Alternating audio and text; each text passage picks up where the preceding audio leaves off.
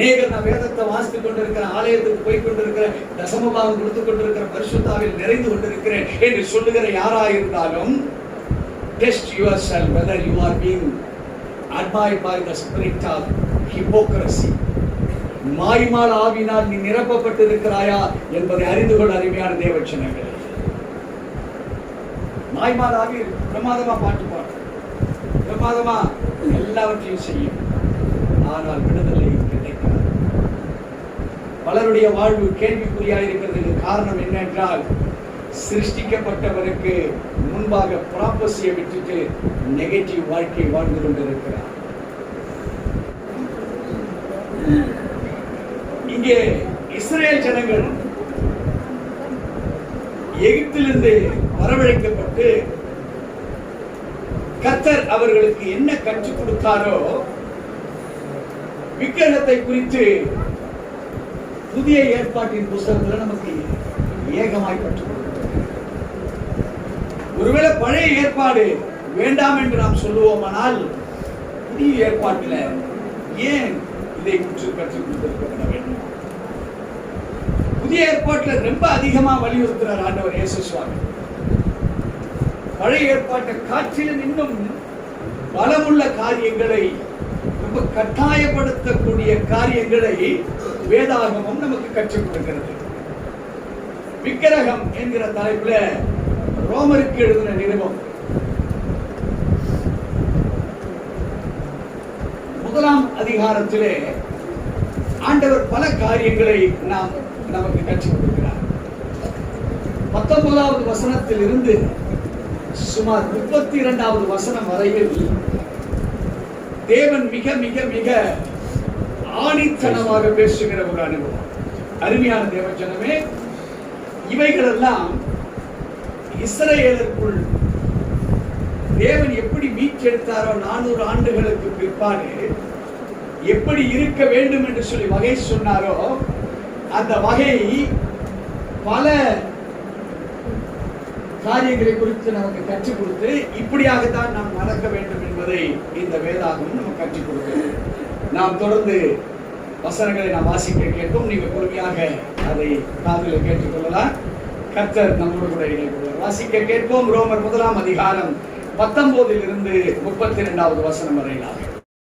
தேவனை குறித்து அறியப்படுவது அவர்களுக்குள்ளே வெளிப்பட்டிருக்கிறது, தேவனே அதை அவர்களுக்கு வெளிப்படுத்தி இருக்கிறார். Now here come prophecy.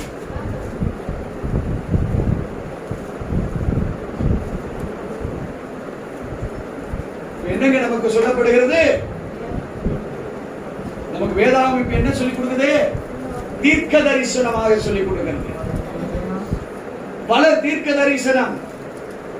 அங்க ஊழியக்காரே என் துணி கலரை பார்த்து சொல்லுவாரான்னு நம்ம பார்க்கிறோம். என் பேரை சொல்லி கூப்பிடுவாரா தீர்க்க தரிசனத்துக்கு நமக்கு பார்க்கிறோம். நீ நல்லா இருப்பாரா, நீ நல்லா இருப்பாயா என்று சொல்லுகிற வார்த்தைகளை ஊழியக்காரர் சொல்றாரா நம்ம வாஞ்சியோடு கூட பார்க்கிறோம். அருமையான தேவச்சனமே, எந்த ஊழியக்காரனும் எவன் பேரும் சொல்ல வேண்டாம். தீர்க்க தரிசனம் நம்மை சீர்படுத்துவதற்கு தான் தீர்க்க தரிசனமே தவிர,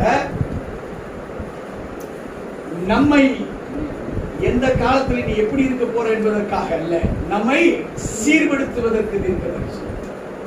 இப்போ இங்கே தீர்க்க தரிசனத்தின் ஆவியானவர் இங்கே நம்மோடு கூட இணைப்படுகிறார். வாசிக்க கேட்போம். எப்படி என்றால் காணப்படாதவர்களாகிய அவரின் நித்திய வல்லமை, தேவத்துவம் என்பவைகள் எது காணப்படலையோ, it is called as a divinity.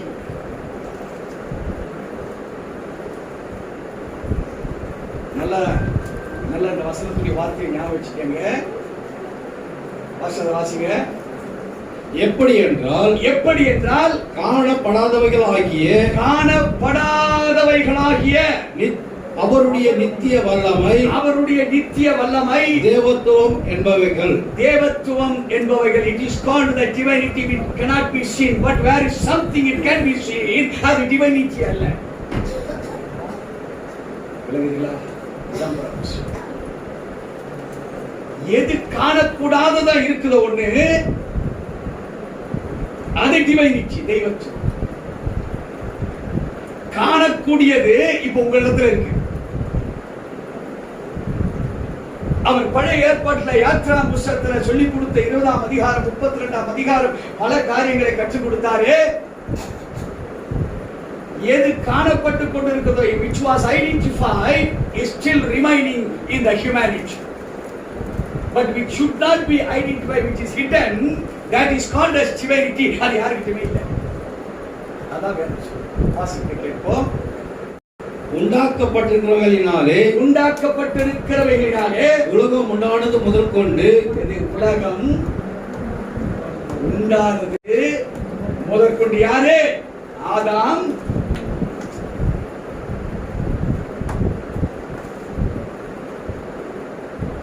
வாசிப்போம். உலகம் உண்டானது முதற்கொண்டு தெளிவாய் காணப்படும். ஆதலால் அவர்கள் போக்கு சொல்ல இடமில்லை. ஒருவேளை இருக்கிறவங்க பாஸ்டர் என்ன பார்த்தா இப்படி சொல்லிட்டீங்க, என்ன இந்த செய்தியை கொண்டாந்து எனக்கா சொல்லிட்டீங்க அப்படின்னு நீங்க நினைச்சீங்கன்னா, அருமையான தேவஜனமே, நீங்க போக்கு சொல்ல ரொம்ப ஸ்ட்ராங்கா வரும். புதிய ஏற்பாடா பாஸ்டர் எவ்வளவு கிருபை காலம் தெரியுமா, இயேசுநாதர் எவ்வளவு தெரியுமா, தெரிஞ்ச நீங்களும் நானும். Now the serious matter is going to start. வாசிக்க கேட்போம். அவர்கள் தேவனை அறிந்தும் அவரை தேவன் என்று மகிமைப்படுத்தாமலும் ஸ்தோத்தரியாமலும் இருந்து அவர்கள் சிந்தைகளினாலே வீணரானார்கள். உணர்வில்லாத அவர்களுடைய இருதயம் இருள் அடைந்தது. யாருக்கிட்டயா இருந்தது இந்த ஆரம்பத்துல? ஆதாம் கிட்டயா? தெளிவாய் சொல்கிறது, அவர்கள் தேவனை அறிந்தும் அவரை தேவன் என்று மகிமைப்படுத்தாமலும்.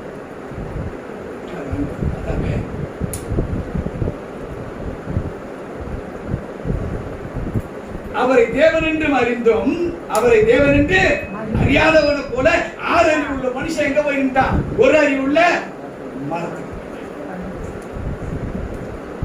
எத்தனை அறிவு? மரம் பேசுமா? தம்பி பாபா நான் மேக்கப் பார்த்துக்கிறேன். பேசுமா மரம்? எங்க போயிடுச்சு 6 அறிவு? கீழ்த்தனமான ஒரு அறிவு. மடங்கடிக்கப்பட்டவனாய் மாறுகிறான். வேதம் சொல்லுகிறது, அவர்கள் தேவனை அறிந்தும் அவரை அறியாதவன் என்று மகிமைப்படுத்தாமலும் சொத்தறியாமலும் இருந்து தங்கள் சிந்தைகளினாலே உணர்வு இல்லாத அவருடைய இருதயம்.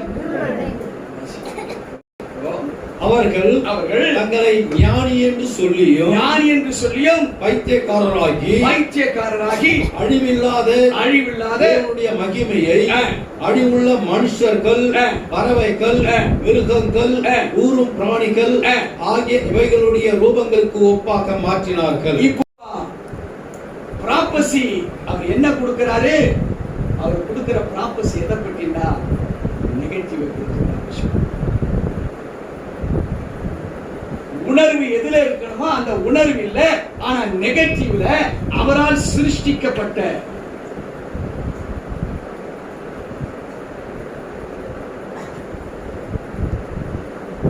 உணர்வு எங்க இருந்தது? தேவனை விட்டுட்டு அவரால் சிருஷ்டிக்கப்பட்டது நெகட்டிவ் மேல அவருடைய உணர்வு.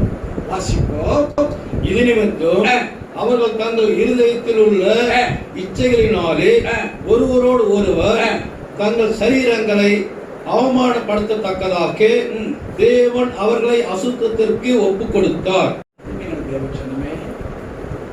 புதிய ஏற்பாட்டில் பிறந்திருக்கிற நீயும் நான், கிறிஸ்து அவர் உருவாக்கப்பட்ட தேவனா?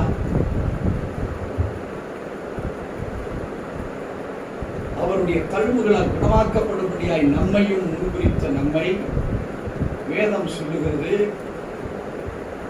உன்னதான் அவர் அசுத்தத்துக்கே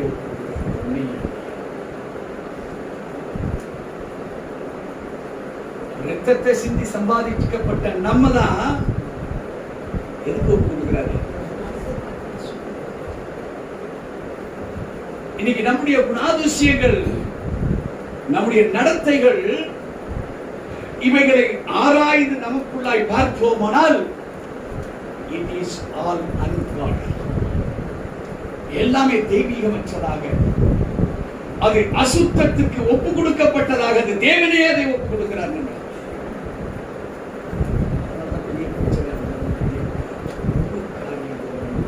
ஆத்துவ ரீதியான ஒரு சமாதானம் யாருக்குமே ஒருவருக்குள்ள எனக்கு தெரிஞ்சு I am investigating at least 10 souls. புதிய ஆத்மாக்கள் 10 நான் பார்த்தேன்.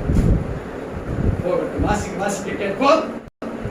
தேவனுடைய சத்தியத்தை அவர்கள் பொய்யாக மாற்றி சிருஷ்டிகரை தொழுது சேவியாமல் சிருஷ்டியை தொழுது சேவித்தார்கள்.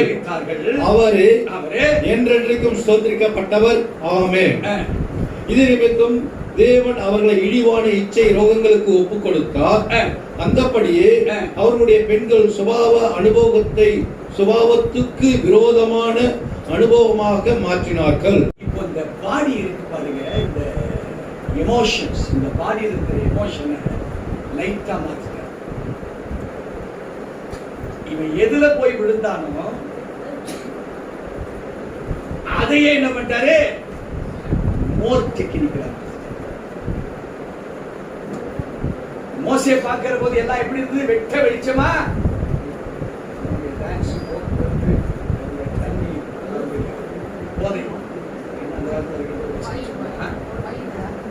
அதெல்லாம் சாப்பிட்டு மகா கேவலமாக இருந்தார்கள். சேம் ப்ராசஸ இப்ப ஆண்டவருக்கு இழிவு அவரே புதிய ஏற்பாடு ஸ்ட்ராங்கா இருக்கா இல்ல கிருபையா இருக்கா?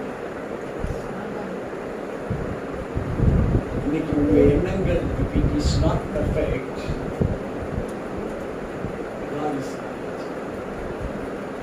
God has left you for a challenge. அருமையான தேவ ஜனமே, வாசிக்க கேட்போம். அப்படியே ஆண்களும் பெண்களை சுபாவப்படி அனுபவியாமல் ஒருவர் மேல் ஒருவர் விரக தாபத்தினாலே பொங்கி ஆணோடு ஆண் அவலட்சணமானதை நடப்பித்து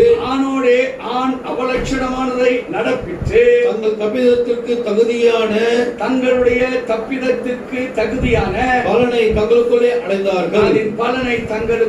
அடைந்தார்கள். தேவனை அறியும் அறிவை பற்றி கொண்டிருக்க அவர்களுக்கு மனதில்லாது இருந்தபடியால் தகாதவைகளை செய்யும்படி தேவன் அவர்களை கேடான சிந்தைக்கு ஒப்பு கொடுத்தார். முதல்ல கேடானதுக்கு மாத்திரம் தான் ஒப்பு கொடுத்தாரு. இப்ப வேதம் சொல்லுது இந்த சிந்தையவே கேடானதுக்கு ஒப்பு கொடுத்தாரு. முதல்ல லாஸ், இப்போ டோட்டல் லாஸ். அருமையான தேவ ஜனமே, வாசிக்க கேட்போம். அவர்கள் சகலவித அநியாயத்தினாலும் வேசித்தனத்தினாலும் துரோகத்தினாலும் பொருளாசையினாலும் குரோதத்தினாலும் நிறையப்பட்டு பொறாமையினாலும் கொலையினாலும் வாக்குவாதத்தினாலும் வஞ்சகத்தினாலும் வன்மத்தினாலும் நிறைந்தவர்களுமாய் புறம் கூறுகிறவர்களுமாய் அவதூறு பண்ணுகிறவர்களுமாய் தேவ பகைஞருமாய் துரோகிதரம் பண்ணுகிறவர்களுமாய் அகந்தை உள்ளவர்களுமாய் வீம்புக்காரர்களுமாய் பொல்லாதவர்களை யோசித்து பிழைக்கிறவர்களுமாய் பெற்றோருக்கு கீழ்ப்படியாதவர்களுமாய் உணர்வில்லாதவர்களுமாய் உடன்படிக்கைகளை மீறுகிறவர்களுமாய் சுபாவ அன்பில்லாதவர்களுமாய் இணங்காதவர்களுமாய் இரக்கமில்லாதவர்களுமாய் இருக்கிறார்கள். இப்படிப்பட்டவைகளை செய்கிறவர்கள் மரணத்துக்கு பாத்திரராய் இருக்கிறார்கள் என்று தேவன் தீர்மானித்த நீதியான தீர்ப்பை அவர்கள் அறிந்திருந்தும் அவர்களை தாங்களே செய்கிறதும் அல்லாமல் அவைகளை செய்கிற மற்றவர்களிடத்தில் பிரியப்படுகிறவருமாய் இருக்கிறார்கள். அன்றைக்கு மோசே கற்றுக் கொடுத்ததன்படி லேவியர்கள் என்ன செய்யறான், 3000 பேரு அன்னைக்கு. இப்போ ஆக்சுவலா என்னன்னு கேட்டீங்கன்னா, எரியும் அவியும், ஆனா எரிஞ்சு ஒப்படைப்பு வேற, ஒப்பு கொடுக்கப்பட்ட நிலை வேற. இங்கே தேவன் நம்மளை எதுக்கு ஒப்பு கொடுக்கிறார்னா, நம்முடைய வாழ்க்கையில் எல்லாமே நெகட்டிவா தான் இனிமேல் நடக்கும். அப்படிங்கிற. எப்ப நடக்கும், யாருக்கு நடக்கும், இந்த விக்கிரகம் எப்படிப்பட்டது, இங்கே பல கிளாஸஸ் நம்ம கற்றுக்கணும். வாஸ்தவமா அது ஒவ்வொன்றும் நம்ம டிஃபைன் பண்ணிட்டு முடியாது. பெரிய ஸ்டோர் ஒவ்வொன்று டிஃபைன் பண்ணா அதுக்கு ஒரு 4 கிளாஸ். இது நீங்க வீட்டில் போய் செஞ்சீங்க, பேப்பர் எடுத்து இதை ஜெராக்ஸ் பண்ணி நீங்க எது எதுல இருக்கிறீங்கன்னு அதுல உங்க சூழ்நிலை நீங்க இதுல நீங்க மாற்றிக்கிட்டு இருக்கிறீங்களா, நீங்க அதுல அண்டர்லைன் பண்ணுங்க. வேதம் சொல்லுகிறது, அவைகளை செய்கிற மற்றவர்களிடத்தில் பிரியப்படுவதுமாய் இருக்கிறார்கள், அதை செய்கிறவர்கள் எப்படி இருப்பார்கள், இப்படிப்பட்டவைகளை செய்கிறவர்கள் மரணத்துக்கு பாத்திரனாய் இருக்கிறார்கள் என்று தேவன் தீர்மானித்து நம்ம வாழ்க்கையில சந்தோஷம்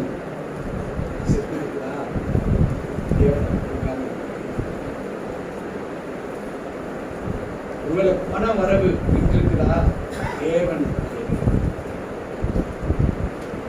ஒருவேளை உங்களுடைய வாழ்க்கையில கணவன் மனைவி பிரிந்திருக்கிறீர்களா, கர்த்தர் அதை பிரித்து. ஒருவேளை திருமணம் தாமதப்பட்டு இருக்கிறதா, கர்த்தர் அதை நிறுத்துங்க. ஒருவேளை உங்க குடும்பத்துல வேதனைகளினாலே வாழ்ந்து கொண்டு இருக்கிறீங்களா, கர்த்தர் அதை மரணத்துக்கு ஏதுவாக நிறுத்தி வைத்திருக்கிறார். இங்க பிசாசை சொல்லுவதற்கோ அல்லது சூனியத்தை சொல்லுவதற்கோ மாந்திரிகத்தை சொல்லுவதற்கோ இடமில்லை. அப்படிப்பட்ட சூனியத்தில் ஆபத்து இருக்கிறவங்க இங்க வருகிற பொழுது நாங்க என்ன செய்யறோம், சூனியமே வெளியே போன்னு சொல்ல மாட்டோம், அவனை கன்ஃபஸ் பண்ண வைக்கிறோம். அம்மா, நீ எவ்வளவு வெளிப்படையா நீ எங்கிட்ட சொல்றியோ அதை உனக்கு கன்ஃபஸ் பிரேயர் பண்ணுவோம். நீ செய்தவைகளுக்காக நீயே மனம் இருந்து தேவ சமூகத்துல மன்னிப்பு கேட்டது மாத்திரமல்ல, உன்னை தள்ளுவதற்கு காரணமான உன்னுடைய முன்னோர்களையும் சேர்த்து அவர்களுக்காக மன்னிப்பு கேட்கிற பொழுது இந்த பிசாசு உள்ள நிற்காது. ஏனென்றால் நீ மன்னிப்பு கேட்பது தேவனிடத்துல, தேவன் அனுமதித்தாரு. நீ மன்னிப்பு கேட்டதுனால அந்த மன்னிப்பு ஏற்றுக்கொள்ளப்படும். அப்பொழுது அந்த சூனியத்தை வெளியே போச்சுனா சின்னமே. இன்னைக்கு உங்களுடைய வாழ்வுகள் கடன்களோ பிரச்சனைகளோ போராட்டங்களோ இருக்குமானால் இதிலே சொல்லப்பட்டிருப்பதை நீங்களே உணருங்க, அண்டர்லைன் பண்ணுங்க. ஏன்னா என்கிட்ட ஒரு பெரிய பேப்பர் இருக்கு, அது வேணும் பிரியப்படுறது வாங்க. என்கிட்ட ஒரு 4 பேர் வந்தாங்க, 4 குடும்பத்துல கணவன் மனைவி வந்தாங்க, ஓடி வந்தாங்க, காஞ்சிபுரத்துல இருந்து வந்தாங்க வண்டி போட்டு. அவர்கிட்ட ஒன்னே ஒன்று சொன்னேன், பிரதர், எனக்கு நீங்க யாருன்னு தெரியும், ஆனால் உங்களுக்கு நீங்க யாருன்றது தெரியாது. நீங்கள் அறிந்து கொள்ள வேண்டுமானால் இந்த பேப்பரை எல்லாருக்கும் தரேன், இங்கேயே உட்கார்ந்து ஃபில்அப் பண்ணுங்க, ½ மணி நேரம் உங்களுக்கு டெலிவரிஸ்.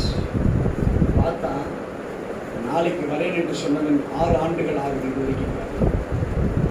காரணம் ஏன் தெரியுமா, அந்த பேப்பரும் அவனும் he was not ready to confess himself for the sin who made him as a sinner. அந்த பாவம் அவனை பாவியாய் மாற்றினதே, அதை ஒற்றிக்கொள்வதற்கு அவனுக்கு மனதில்ல. 4 குடும்பம் 6 ஆண்டுகள் ஆகி இன்று வரை இங்க பிரச்சனமே. மரணத்துக்கு ஏதுவானது என்னது என்பதை நீ அறிந்து கொண்டாயானால் you will be delivered from all the circumstances which are going to make fail in your life. உன்னை தோல்விக்கு உட்படுத்தக்கூடிய காரியங்கள் இருந்து நீ விடுதலை பண்ண முடியும். அநேகர் நான் வேதத்தை வாசித்துக் கொண்டிருக்கிற, ஆலயத்துக்கு போய் கொண்டிருக்கிற, தசமபாகம் கொடுத்து கொண்டிருக்கிற, பரிசுத்தாவில் நிறைந்து கொண்டிருக்கிறேன் என்று சொல்லுகிற யாராயிருந்தாலும் test yourself whether you are being admired by the spirit of hypocrisy. மாய்மால் ஆவினால் நீ நிரப்பப்பட்டிருக்கிறாயா என்பதை அறிந்து கொள்ள அருமையான தேவச்சனங்களே. மாய்மால் ஆவி பிரமாதமா பாட்டு பாடும், பிரமாதமா எல்லாவற்றையும் செய்யும், ஆனால் விடுதலை கிடைக்காது. பலருடைய வாழ்வு கேள்விக்குறியாயிருக்கிறது. காரணம் என்னென்றால், சிருஷ்டிக்கப்பட்டவருக்கு முன்பாக ப்ராப்பசியை விட்டுட்டு நெகட்டிவ் வாழ்க்கை வாழ்ந்து கொண்டிருக்கிறார். அல்லேலூயா. வேதம் சொல்லுகிறது, புதிய ஏற்பாட்டில் பல தகவல்களை நாம் பார்க்கலாம்.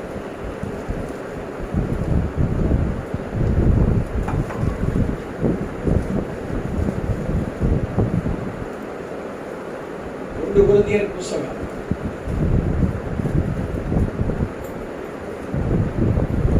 6ஆம் அதிகாரம்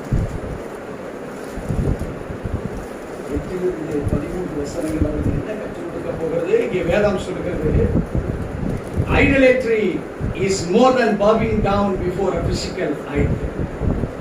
நீங்க விக்கிரக ஆராதனையாய் உங்களுக்குள் இருக்கிற பெருமையை நினைத்திருப்பீர்களானால், ஒரு விக்கிரகம் இருந்து அதுக்கு முன்பாக தாழ பணி செய்வதை காட்டிலும் மோசமானது. உங்ககிட்ட ஒரு பெருமை இருக்கு, உங்ககிட்ட ஒரு அசுத்தம் இருக்கு, உங்க கையில ஒரு பொறாமை இருக்கு, உங்க கையில ஒரு பொசப்பு உணர்வு, உனக்குள் மன்னியாமை இருக்கு, உனக்குள்ளால் தேவனை சரிவர ஆராதிக்க முடியவில்லை. It shows it is more bowing down before a physical idol.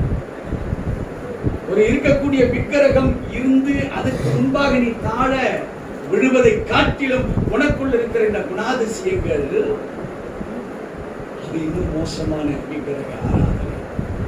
அது மாத்திரமல்ல, உங்க பிஹேவியர் will be unrighteousness.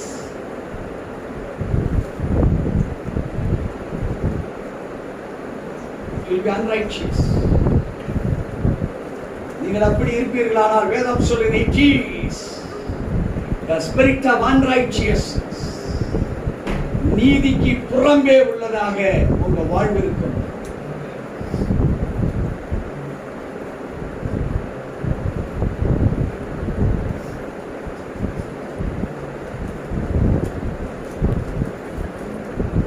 உங்களை சிந்தித்து பாருங்கள். அருமையான தேவ ஜனமே, வாசிக்க கேட்போம். 1 கொரிந்தியர் புத்தகம் 6ஆம் அதிகாரம் வசனம் 13 வரை. நீங்களே அநியாயம் செய்கிறீர்கள், நீங்களே அநியாயம் செய்கிறீர்கள், நஷ்டப்படுத்துகிறீர்கள், சகோதரருக்கும் அப்படியே செய்கிறீர்கள். சகோதரருக்கும் அப்படியே செய்கிறீர்கள். சகோதரன் உங்க சொந்த சகோதரன் இல்ல. ஆலயத்துக்கு வரீங்க,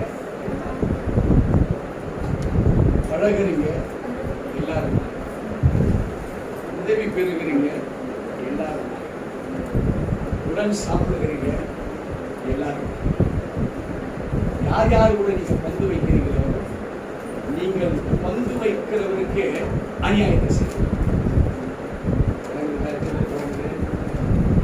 நீங்க யாரோட உறவு வைத்திருக்கிறீங்களோ அங்கே நீங்க தூஷணம் ஸ்டார்ட்.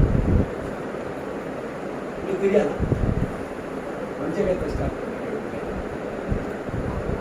அதை வசந்த பாஸ்டர், நீங்களே அநியாயம் செய்கிறீர்கள். நீங்களே அநியாயம் செய்ய. யாரு ரட்சிக்கப்பட்டவனை பார்த்து சொல்றாரா இல்ல தெரியாதவனை சொல்றாரா? சட்ட திட்டங்கள் தெரிந்தவனுக்கு சொல்றாரா தெரியாதவனுக்கு சொல்றாரா? ஆண்டவருடைய அன்பை ருசித்தவனுக்கு சொல்றாரா ருசிக்காதவனுக்கு சொல்றாரா? தசமபாகம் கொடுக்கிறவனுக்கு சொல்றாரா கொடுக்காதவனுக்கு இந்த செய்தி தப்புன்னு சொல்றாரா?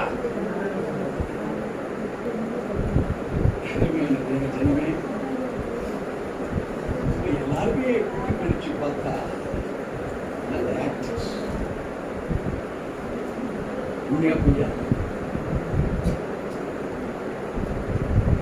யாரா இருக்கும்? Good actors.